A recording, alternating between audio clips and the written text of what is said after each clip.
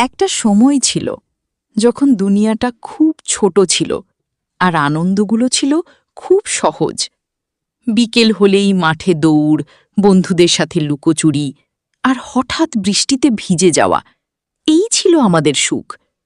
মায়ের সেই পরিচিত ডাক, এই ঘরে আয়, সন্ধ্যা হয়ে গেছে, তবুও মন চাইত আরেকটু খেলি।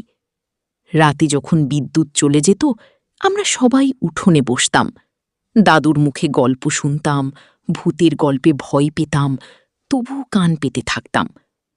ঈদের নতুন জামা, পয়লা বৈশাখের মেলা, ছোট ছোট জিনিসেই কত আনন্দ ছিল। কিন্তু কখন যে সেই দিনগুলো হারিয়ে গেল আমরা বুঝতেই পারিনি। এখন সব আছে, মোবাইল, ইন্টারনেট, ব্যস্ততা, কিন্তু নেই সেই নির্ভার হাসি, নেই সেই নির্ভেজাল সুখ। মাঝে মাঝে খুব ইচ্ছে করে আবার ছোট হয়ে যাই, আবার ফিরে পাই সেই হারিয়ে যাওয়া দিনগুলো।